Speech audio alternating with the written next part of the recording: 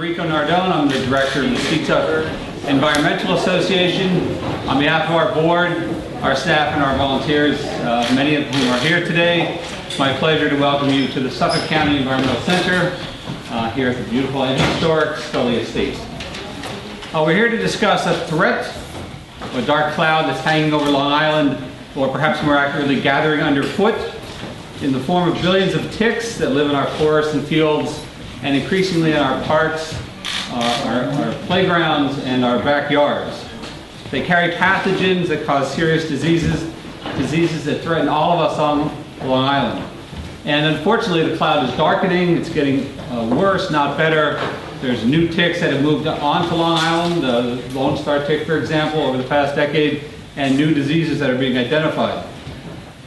We are acutely aware of this threat here at Seatuck, from our landscape volunteers to our education staff to our event planners. We're constantly thinking about the tick threat. It's a threat we don't take lightly. We do any and everything we can to protect our visitors and our program attendees. In fact, we have a drop-off preschool program at another facility, and we have, in an effort to protect our preschoolers, invested in jumpsuits.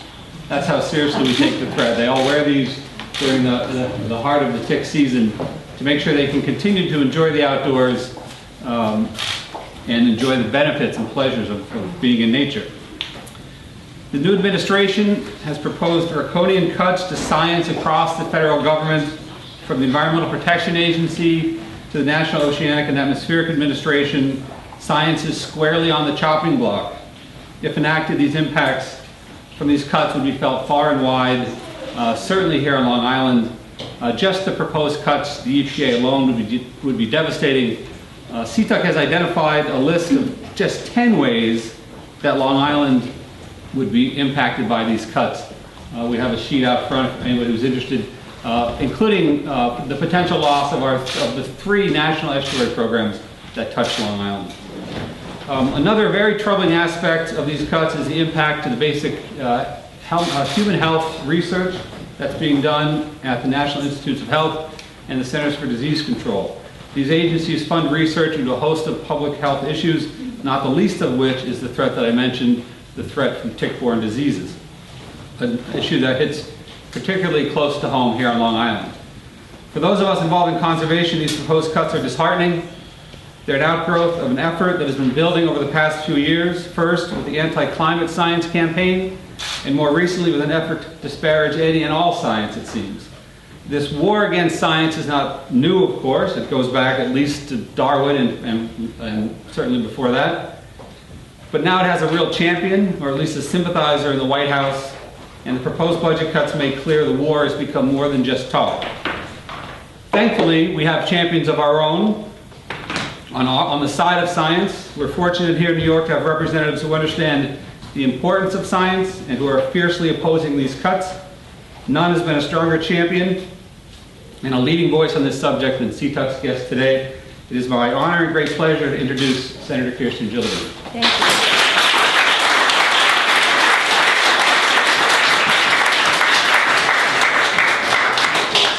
Thank you, Enrico, for hosting us today, and thank you for your advocacy and leadership. As everyone here knows, when it's summertime on Long Island, there's no better place to spend a day than on our beautiful beaches and parks. Unfortunately, as many of you already know too well, time spent outdoors on Long Island increasingly comes with a risk of being bitten by a tick and getting a tick-borne illness. Researchers expect that this year will be a particularly bad year for tick-borne illnesses, including Lyme disease, especially in New York. And year after year, Suffolk County has some of the highest levels of reported cases in the state. In 2015, there were over 660 cases of Lyme disease reported here. I'm sure many people here know someone who's been affected by Lyme disease if you haven't already contracted it yourself. So we need to do everything we can to prevent the spread of Lyme disease through prevention and by improving the testing and treatment options for people who already have Lyme disease. This is one of my priorities in the Senate, and I have been fighting to make sure that our state, and Long Island in particular, have all the resources they need to deal with this crisis. In the Senate, I was proud to write a bill to help fight against Lyme disease, and that bill was actually signed into law by the President last year. The law says that the Department of Health and Human Services must begin coordinating all federal activities related to Lyme disease so that we are tackling this problem in the most efficient and effective way possible. So far, though, we haven't seen any changes from the administration in how they are working to solve this problem, even though they are required to do so by law. This past April, I wrote a letter to Health and Human Services Secretary Tom Price trying to get to the bottom of why their progress has been so slow. My letter asked about the status of their implementation of the Lyme disease law because it's clear that the administration isn't acting with enough urgency. I also wrote to the Senate Appropriations Committee urging them to continue funding research in Lyme disease, including funding for the NIH and the Centers for Disease Control and Prevention. I was very disturbed to see that President Trump proposed cutting funding for the National Institute of Health by 22%, which could hurt Lyme disease research efforts for prevention, diagnosis, and treatment. We need to make sure that the administration and Congress are taking the Lyme disease crisis seriously, because it is urgent. It's making life excruciatingly difficult for thousands of New Yorkers who have been bitten by ticks. And it's also hurting our local economy because tourists are staying away because they're afraid of contracting the disease. So while I keep fighting this in Washington, I encourage everyone here to speak out about any issue regarding tick-borne illnesses. If you have your own personal story, please tell it. If you have friends or family who have experienced tick-borne illnesses, please speak out. In any way you can, whether it's Facebook or Instagram or Twitter, whether it's writing a letter to the editor, whether it's calling in to your favorite radio show, it's really important that we speak out about the urgency of this issue and that what President Trump is doing is unacceptable. The only way anything ever changes in Washington is when regular people stand up and demand it. So I need your help because we have to make sure this research gets funded. I'm now pleased to introduce Dr. Jorge Benach, the chairman of the Department of Molecular Genetics and Microbiology at Stony Brook. I am extremely thankful to you for having done and tried to push through the initiative last year and what you're doing today. In very real terms, a cut of 18% to the National Institute of Health, which is the mainstay, the people that actually pay for research, is devastating. It would be devastating not just to tick-borne diseases, but it would be devastating to the public's health in general. It is a major disaster in terms of continuity of research and in terms of what we can achieve. Let me just, quick story, give you an idea. I came to Long Island in 1971, and I was working then, and it was my first job, State Health Department, and I got sent here by the Commissioner of Health because there was an epidemic of Rocky Mountain spotted fever in the East End. And there were two men that were very involved in this, and they couldn't see eye to eye on anything except on the ticks. They were Hugh Carey, who was the governor, and Perry Duryea, who was the Speaker of the Assembly in New York State. Between the two of them, they funded some very early, very early research that eventually led to research by the National Institute of Health. And we have been using this the money from the National Institute of Health ever since then. Everything that we know about Lyme disease, about any other tick-borne illness, whether it be babesiosis, ehrlichiosis, or anaplasmosis, we know because of the research that's been done, funded by the NIH and by the CDC. Therefore, I don't need to stress the fact that that huge a cut would be a very, very bad thing for research. One of the things that we can do is fundamentally, without those funds, we cannot train new people. Some of us that are ready to retire will not have anybody to replace us. And again, just not to belabor the point, what you have done and what you're doing is please keep doing it. This is absolutely essential. And I might add that there are Republican congressmen in Long Island, and they need to hear this as well. I think that sometimes they are the ones that probably need to hear it even more than the ones that are well aware of the situation. So I don't have anything further to say. Again, I am 100% behind this effort, and I think hopefully it will get some traction. Thank you. Thank you, Doctor. Thank you.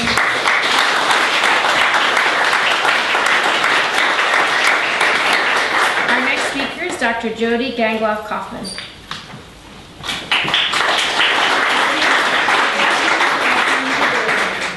So I want to thank Senator Gillibrand for all her advocacy for Lyme disease victims and the funding. It means everything to us, and it makes the kind of work that I'm going to describe possible. I have good news. As we know, tick-borne disease threats in New York are at an all-time high. That's not the good news. But the programs I'm going to describe are fairly new efforts, new funding sources to begin to address tick-borne illness, both the distribution of ticks and the control of ticks, and tick awareness, and that's probably most important, because we need people to be aware of tick habitats and tick risks. Recently, Cornell University and Suffolk County received some special funding to address ticks specifically, so I'm going to talk about that. One of the programs at Cornell University that was began in December 2016 is a CDC Regional One Health Center of Excellence. This was acquired by Dr. Laura Harrington, who is a professor of entomology at Cornell. And she has, let's see, the CDC Regional Center of Excellence has a few different goals. They are, it's a group of collaborators in addition to the Department of Entomology. It involves physicians and climate data scientists and entomologists, but not just entomologists, and it is a regional effort through the Northeast.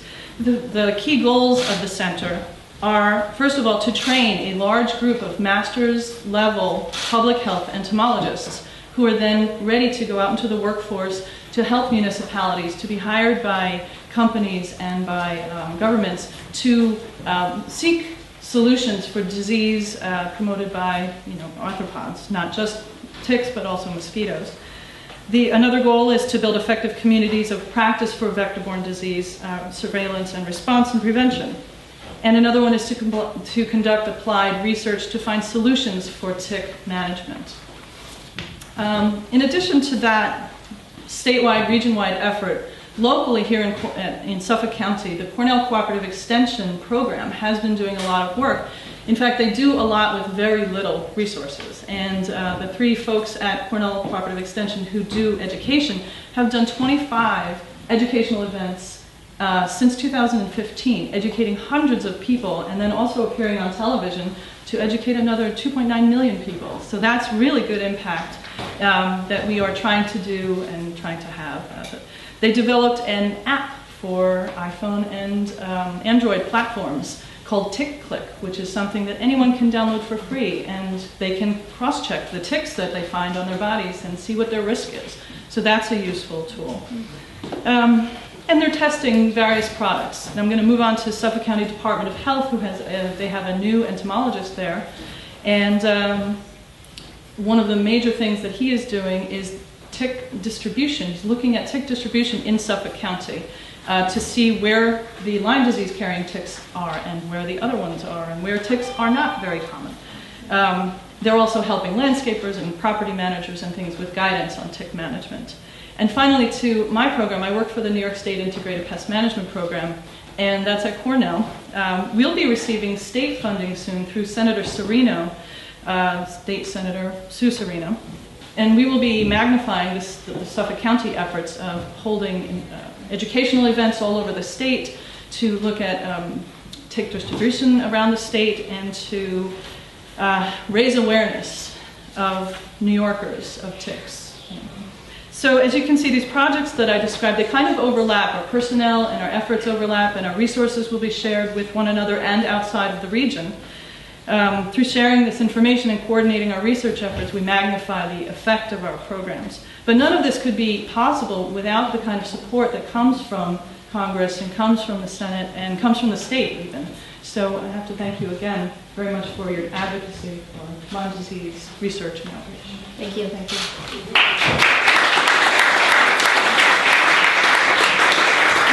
Our last speaker is Legislator Fleming. Thank you, Senator. I want to thank Seatuck for hosting us here, and I want to thank you, Senator, for your focus on this important issue. I'm so glad to be involved because tick-borne disease is one of the primary focuses of my office. The harmful impacts of tick-borne diseases continue to grow. In Suffolk County, the diseases that Dr. Banash mentioned, not only Lyme's, but ehrlichiosis, babesiosis, anaplasmosis, have grown 44% in the five-year period of 2010 to 2015. Just last year, a hotline that is administered by the Southampton Hospital Tick-Borne Research Center saw a 46.6 spike in their calls, and their doctors saw a 55% increase in patients reporting tick-borne diseases. This is a health crisis that demands attention. It cannot be ignored, and we certainly can't start pulling funding. We in local government are working hard with healthcare providers, with community organizations, with private business to reduce the threat by efforts to control the tick population, as we're working with Cornell and the Department of Health, and educating the public. But our efforts are underfunded, and we cannot afford to lose federal support.